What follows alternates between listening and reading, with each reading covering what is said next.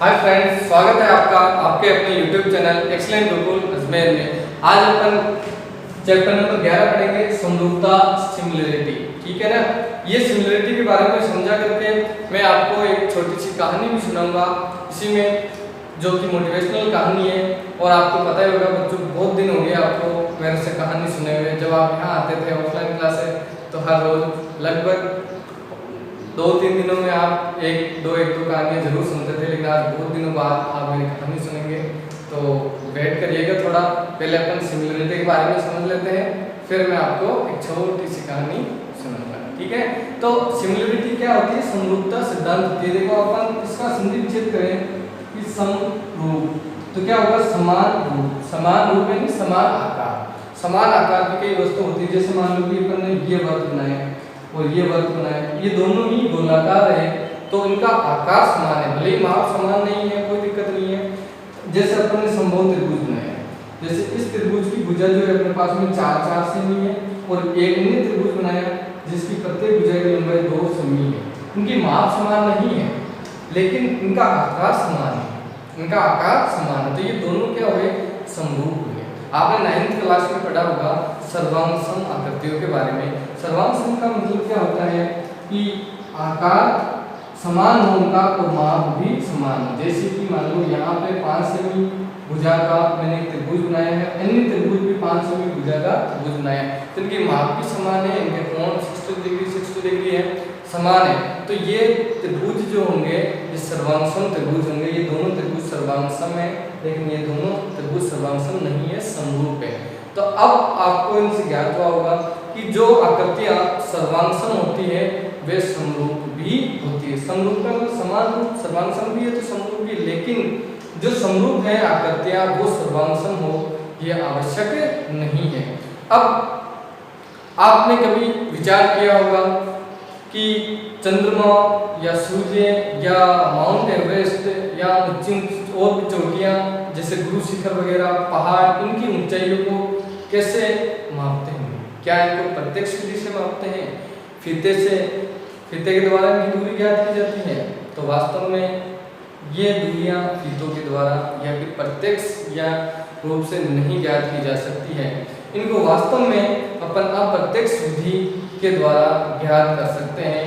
अप्रत्यक्ष विधि के द्वारा कैसे ज्ञात कर सकते हैं? जैसे अपन मान लो कि ये पहाड़ की कोई ऊंची चोटी है, अब पहाड़ के इधर भी ढलान है, इधर भी ढलान है, और अब अपन को ये दूरी ज्ञात करनी है, तो ये दूरी ज्ञात करना अत्यंत दुर्गम है। इसलिए इसके समान कोई आकृति मीनार उनकी दूरी माप करके अपन इनकी दूरियां ज्ञात करते हैं।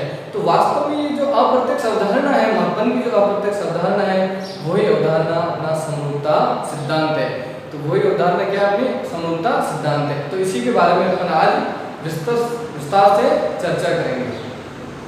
जैसे कि मैंने एक वर्ग बनाया, इस वर्ग की प्रत्येक भुजा की लंबाई जो है मान लो अपन 6 सेमी मान लेते हैं, 6 सेमी, और एक अन्य वर्ग बनाया जिसकी प्रत्येक भुजा की लंबाई अपने पास में 4 सेमी है, 4 सेमी। तो ये दोनों वर्ग क्या होंगे? समरूप वर्ग होंगे। तो उम्मीद करता हूँ आपको समझ में आ गया होगा कि समरूपता क्या होती है या सर्वांगसम क्या होता है। ठीक है ना। अब अपन इस चैप्टर को स्टार्ट करते हैं और आगे आपकी जो प्रश्नावली रहती है 11.1 जो प्रश्नावली है वो सत्य असत्य वाले कथन है, उसमें तो वो आप उत्तरमाला से देख करके भर लेना। और अपन 11.2 प्रश्नावली पढ़ाएंगे, और 11.2 प्रश्नावली पढ़ाने से पहले मैं थेल्स प्रमेय के बारे में आपको विस्तार से समझाऊंगा। लेकिन उससे पहले अभी मैंने थोड़ी देर पहले आपसे वादा किया था कि मैं आपको एक कहानी सुनाऊंगा, तो वो हो जाइए तैयार मेरी कहानी सुनने के लिए। तो कहानी इस प्रकार है। एक बार 2 दोस्त होते हैं जो कि वन में बकरियां चराने जाते हैं, या यूँ बोल दो कि डूंगर में छाली चराने जाता है ना। दो दोस्त होते हैं, वो वन में बकरियां चराने जाते हैं और दोनों में बहुत ही गहरी दोस्ती होती है। तो एक दिन क्या होता है कि वो एक दोस्त अचानक से कुएं में गिर जाता है, तो दूसरा जो उसका दोस्त होता है वो एज में उससे छोटा होता है, तो वो मदद के लिए चिल्लाता है कि कोई मदद करो, कोई मदद करो, लेकिन वो दूर दूर तक देखता है, उसे कोई भी नज़र नहीं आता है, एक भी इंसान उसको दिखाई नहीं देता है। तो वो उसकी नज़र अचानक से एक बाल्टी और अच्छे पे पड़ती है, तो वो बिना एक क्षण भी वेस्टेज किए उस बाल्टी को उस कुएं में गिरा देता है। वो अपने फ्रेंड को जोर से आवाज़ लगाता है, ए मेरे दोस्त, इस बाल्टी को आप पकड़ लो और मैं आपको ऊपर खींच लेता हूँ। तो वो दोस्त जो होता है उसमें वो उससे हल्का होता है, उम्र में छोटा होता है, लेकिन जोर जुनून इतना होता है कि वो फुल ताकत, अपनी जितनी ताकत लगा सकता है उतनी ताकत लगा करके अपने दोस्त को ऊपर खींच लेता है और उसको बचा लेता है। अब दोनों दोस्त खुश हो जाते हैं, लेकिन उनको एक डर भी लगता है कि अपन अगर ये जब बाहर जा करके अगर गाँव में बताएंगे या घर वालों को बताएंगे तो वो अपन को मारेंगे। और बिल्कुल सीधी सी बात है, तो डर तो लगेगा उनको, आप मतलब उनके कुएं के पास ही क्यों गए, और फिर डर था उनको। लेकिन फिर भी उन्होंने हिम्मत करके शाम को घर गए और अपने घर वालों, मोहल्ले वालों, गांव वालों को बता दिया कि ये जो ये दोस्त था ये कुएं में गिर गया और मैंने इसको बाल्टी फेंक करके और फिर इसको बचा लिया। तो सबको विश्वास नहीं हो रहा, बोले ये कैसे बचा सकता है, ये तो बिल्कुल छोटा है और ये बड़ा है, गिरा ये है, बचाया इसने है, ऐसा कैसे संभव हुआ। तो सब मजाक मान रहे थे उसको, झूठ मान रहे थे इस बात को, लेकिन सच तो सच ही था। उन्होंने बताया भाई आपने कैसे बचाया, तो उस लड़के ने बोला भाई मैंने देखा चारों तरफ, दूर दूर तक कोई भी नहीं था और मेरी नज़र बाल्टी और रस्सी पे पड़ी, तो मैंने उस बाल्टी को नीचे फेंक दिया कुएं में और इसको बोला भाई तू पकड़ ले और आजा बाहर। तो फिर मैंने खींचा और ये बाहर आ गया, इस प्रकार बच गई। लेकिन सब लोगों को फिर भी झूठ लग रहा था ये बात। तो फिर एक जो बड़ा बुजुर्ग व्यक्ति था उसने उन बच्चों की बात पर विश्वास किया। उसने बोला अगर ये बोल रहे हैं तो जरूर ऐसा इनके साथ हुआ होगा, क्योंकि ये बच्चे हैं, बच्चे कभी झूठ नहीं बोलते हैं। तो सब गाँव वालों ने पूछा तो आप ही बताइए कि इस छोटे वाले लड़के ने इस बड़े वाले लड़के को कैसे निकाल लिया। तो इसने बोला इसमें बताना क्या, मैं क्या बताऊंगा, ये बच्चा बता तो रहा है कि भाई हमने बाल्टी को कुएं के अंदर फेंका, इसने पकड़ा और मैंने इसको खींचा, बाहर आ गया और इस प्रकार ये इसको निकाल लिया। लेकिन फिर वो बड़ा बुजुर्ग बोल रहा है कि लेकिन ये इसको इसलिए बचा पाया, ये इसलिए बचा पाया इसको क्योंकि दूर दूर तक, जहाँ तक इसने अपनी नज़र को फैलाया, अपनी नज़रों से जहाँ तक देखा कि दूर दूर तक कोई भी नहीं दिखा, इसलिए इसको बचा पाया। क्योंकि दूर दूर तक इसको कोई भी ये कहने वाला नहीं था कि तुम ये नहीं कर सकते। जी हाँ दोस्त, इसको दूर दूर तक कोई भी ये कहने वाला नहीं था कि आप ये नहीं कर सकते हैं। तो बस यही अपना भी रहस्य, सफलता पाने का रहस्य, मंजिल पाने का रहस्य। क्योंकि अपन को जब अपन दूसरों की ध्वनियों को, दूसरों की आवाज़ों को सुनना बंद कर दे और उनकी आवाज़ अगर अपने कानों तक नहीं पहुंचने दे अपन, तो अपन भी सफल हो सकते हैं, सक्सेस हो सकते हैं। क्योंकि आपको पता है कि ऐसा ज़माने में बहुत लोग कहने वाले हैं कि आप ये नहीं कर सकते, आप वो नहीं कर सकते, लेकिन अपने पास में उस बच्चे की तरह ऐसा सुनसान इलाका नहीं मिलेगा अपन को कि अपन को कोई ये कहने वाला नहीं मिलेगा तुम ये नहीं कर सकते। पॉसिबल है क्या? नहीं है। लेकिन इसको पॉसिबल अपन को बनाना है, क्योंकि कोई भी लोग अगर अपन को आकर के नेगेटिव बात बोलते हैं कि नहीं आप ये काम नहीं कर सकते, जैसे आपका बहुत बड़ा सपना हो कि मेरे को 10th क्लास टॉपर आना है, मेरे को एक्सलेंट मारना है, मेरे को एक्सलेंट ही नहीं मेरे को सुपर एक्सलेंट मारना है, और आपको दूसरा आकर के बोले, आपके भाई बहन पड़ोसी रिश्तेदार दोस्त फ्रेंड कुछ भी आकर के, कोई भी आकर के बोले आज तक किसी ने मारा है क्या सुपर एक्सलेंट? कोई आ पाया कि 90% या इस गाँव में या इस स्कूल में या कोई मेरिट में आ पाया कि तुम आ पाओगे? तो वो जो लोग हैं उन लोगों की नेगेटिव बातों को अपन को इग्नोर करना है, सुनना ही नहीं है अपन को।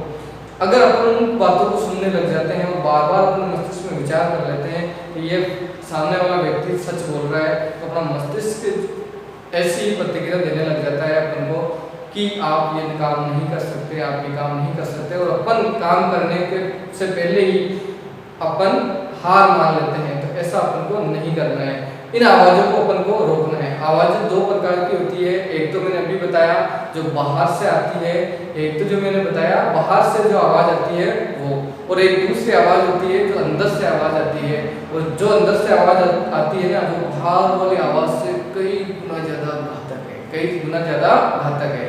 वो एक्चुअली में अपन को अंदर वाली आवाज़ जो है उसके ऊपर विजय पानी है। उसके ऊपर अपन को विजय कैसे पानी है कि अपना जब अपन खुद ही बोलने लग जाते हैं कि मैं ये काम नहीं कर सकता, या अपने माइंड में, अपने दिल में, दिमाग में ये भय घर बना लेता है कि मैं ये काम नहीं कर सकता, किसी भी बात को आधार मान करके अपन दूसरों की कई बातों को सुन करके कि मैं ये नहीं कर सकता, तो ये जो बात है ये बहुत ही ज़्यादा घातक सिद्ध होती है अपने लिए। इसलिए अपन को इस भीतर की आवाज़ को रोकना ही होगा और अपन को ये सिद्ध करना होगा कि नहीं, मैं ये कर सकता हूँ। जब भी आपको ये बोले कि आप ये काम नहीं कर सकते, तो आपको सीधा सा प्रश्न पूछना है उनसे, क्यों नहीं कर सकते, मैं ये काम क्यों नहीं कर सकता। तो जब आप क्यों प्रश्न पूछेंगे तो 80 से 90% जो लोग होते हैं वो क्यों प्रश्न पूछते हैं, चुप हो जाते हैं, वो अपनी बात को चेंज कर लेते हैं, क्योंकि अब उनके पास कोई जवाब ही नहीं है कि क्यों नहीं कर सकता, है ना। लेकिन आपको उनसे प्रश्न पूछना है और वो जवाब नहीं दे पाएंगे। बाकी जो 10 से 20% जो लोग बचे हैं वो अपन को जवाब देंगे। वो अपन को क्या जवाब देंगे, या तो वो जो जवाब देंगे ना वो उनके एक्सपीरियंसों के आधार पर देते हैं जवाब, और वो जो 80 से 90% लोग हैं वो जवाब देते हैं ऐसे फालतू के, वो फला आदमी नहीं कर पाया था, आज तक गांव में किसी के इतने परसेंटेज नहीं बने, गांव में से कोई आरएस ऑफिसर नहीं बना, आईएएस ऑफिसर नहीं बना, तो तुम कैसे पॉसिबल, तुम्हारे लिए कैसे पॉसिबल है, ऐसी बातें कहेंगे जो बकवास बातें हैं। लेकिन जो 10 से 20% जो लोग आपको बात बोलेंगे वो अपने अनुभवों के आधार पर बोलेंगे, और वो इस आधार पर बोलेंगे कि उन्होंने मतलब उसी फील्ड में या तो कुछ ना कुछ गलतियाँ की होती हैं, या फिर अपने अनुभवों के आधार पर, दूसरों की सीख के आधार पर अपन को ये बातें बोलते हैं। जैसे कि आपने बोला कि मेरे को 90% बनाने हैं 10th क्लास में, या फिर मुझे आईएएस ऑफिसर बनना है, तो वो आपको अपने अनुभव बताएंगे कि क्यों नहीं बन सकते आप। तो वो या तो उन्होंने खुद ने तैयारी की होगी, खुद असफल रहे होंगे, और या फिर वो किसी दूसरों को आधार मान के जिन पे वो बिलीव करते थे लेकिन ऐसा नहीं हो पाया, उनके आधार पर बोल रहे होंगे, तो वो आपको ये बताएंगे देखो आजकल कंपटीशन बहुत ज़्यादा है, किताबों में से पढ़ा हुआ कुछ आता नहीं है, या फिर कोचिंगों में भी कोई मतलब नहीं है, या फिर फला मैंने नोट्स पढ़े थे, या फिर मैंने वो वाली किताबें पढ़ ली थी, इनमें से कुछ आया नहीं था, या पेपर ऐसा वैसा हार्ड हुआ था, या फिर नेगेटिव मार्किंग ज़्यादा थी, या मैंने क्वेश्चन आंसर ज़्यादा गलत कर दिए थे, या उस फला ने ये कर दिया था। तो वो एक्सपीरियंस का आधार पर बोल रहे हैं, उन बातों को आपको नोट करना है। नोट करने से मतलब ये नहीं है कि आप उनकी बातें मान लें और अपने आप को ये बोल दें कि हाँ ये जो बोल रहा है ये सत्य है और मैं ये काम नहीं कर सकता, बिल्कुल नहीं। आपको एकांत में जाकर के उसकी बातों पे विचार करना है कि उसने जो जो बोला वो गलतियाँ मुझे नहीं करनी है, उनसे सीख लेनी है। उसने क्या क्या बोला, उसने बोला होगा अगर 10-10 घंटे पढ़ाई करने के बाद में भी नहीं लगी, तो आपको ये सोचना है कि 10 घंटे में उसने वास्तव में 10 घंटे पढ़ाई की है, नहीं करी है, या फिर मैं कर रहा हूँ क्या, या फिर मेरे को उसने 10 घंटे की बोला तो मेरे को 12 घंटे पढ़ने की ज़रूरत है, या उसने बोला कि मैंने ये किताबें पढ़ी, ये किताबें पढ़ी, वो किताबें पढ़ी, है ना, या और भी कुछ भी एक्सपीरियंस बताए, आपको अपने हिसाब से उनमें सुधार करना है, उन गलतियों को करने से बचना है जिनकी वजह से वो असफल व्यक्ति की कहानियाँ सुना रहे थे आपको। तो आपको इन दोनों आवाज़ों को रोकना है, तभी आप सक्सेस हो पाएंगे। और लास्ट में मैं यही कहूँगा, कर दिखाओ कुछ ऐसा दुनिया करना चाहिए आपके जैसे। थैंक यू, शुक्रिया। अब अपन पढ़ रहे हैं प्रमेय 11.1 जो कि आधारभूत आनुपातिकता प्रमेय या थेल्स प्रमेय के नाम से जानी जाती है। इस प्रमेय के बारे में अपन देखते हैं कि ये प्रमेय क्या है।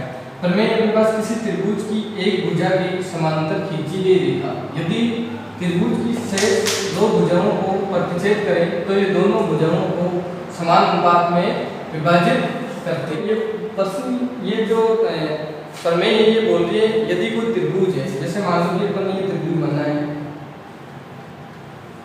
ये त्रिभुज है, किसी त्रिभुज की एक भुजा के समांतर खींची गई रेखा, मान लो अपन ने ये त्रिभुज बना ए बी और सी। अब यहाँ इस भुजा के समांतर रेखा खींचो, चाहे इस भुजा के चाहे इस भुजा के समांतर रेखा खींचो। अपन ने इस भुजा के समांतर रेखा खींच दी, मान लो ये डी और ई, ठीक है।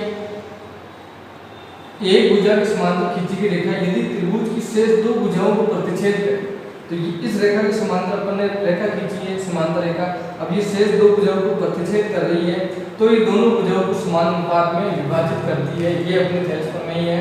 इसका मतलब ये है कि अपन इसको ऐसे लिख सकते हैं समान अनुपात में, जैसे ए डी बटा डी डी या फिर बी डी बराबर ए ई बटा ई सी, यानी कि ए डी किसके बराबर है, ए ई के बराबर, और ये बी डी किसके बराबर है, ई सी के बराबर है।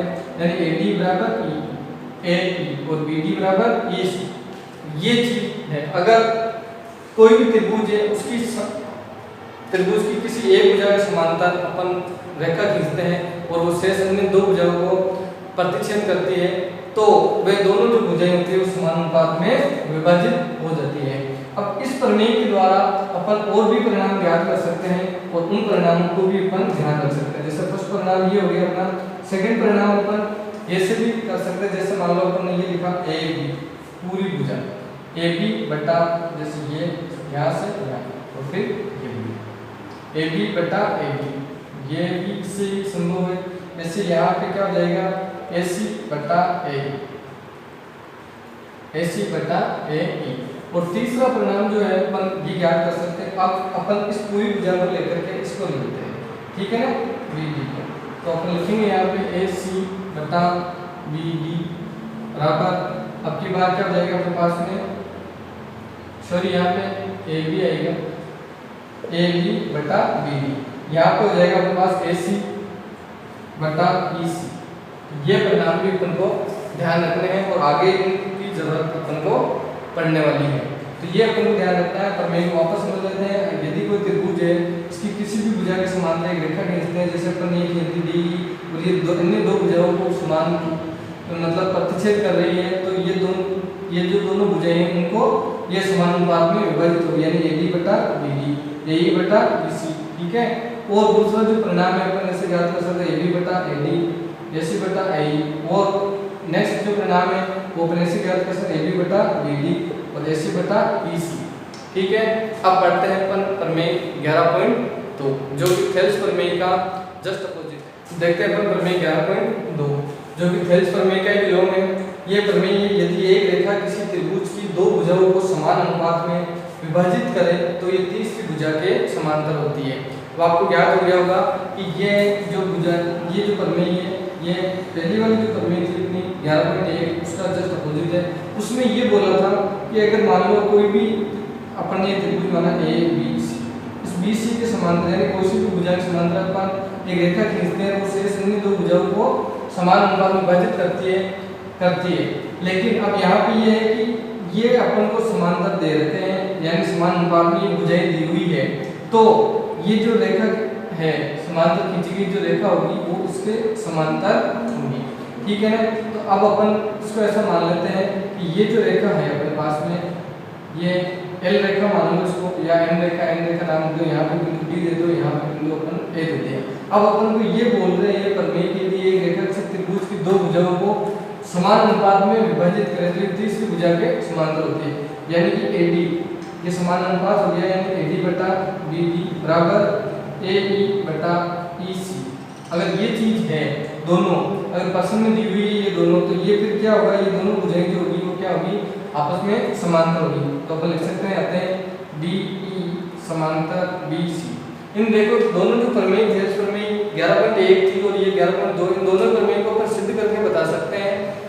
सिद्ध करके कि जैसे दिया हुआ है सिद्ध करके अपन लिख सकते हैं, इसको आगे भी कर सकते हैं, लेकिन ये अपन को आगे जरूरत नहीं पड़ेगी। इसमें अपने जो एग्जाम में क्वेश्चन आते हैं इनसे डायरेक्ट क्वेश्चन आते हैं, तो इनको सिद्ध करने की अपन को आवश्यकता नहीं पड़ेगी, क्योंकि क्वेश्चन ये तो आता नहीं है कि अपन को सिर्फ ये ध्यान रखना है, इनसे ही आगे अपन को क्वेश्चन करने हैं।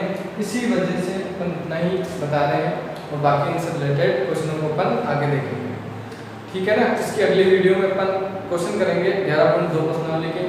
अगर आप हमारे चैनल पे नए हो और आपने हमारे चैनल को सब्सक्राइब नहीं किया है तो नीचे जो लाल बटन दिखाई दे रहा है उसको सब्सक्राइब कर लीजिए और बेल आइकन को जरूर दबाइएगा, ताकि जो भी मैं वीडियो बनाऊँ उसका नोटिफिकेशन तुरंत आपके पास आ जाए। इसकी अगली वीडियो में अपन आगे के क्वेश्चन करेंगे 11.2 प्रश्नावली के जो भी क्वेश्चन होंगे वो अपन अगली वीडियो में देखेंगे।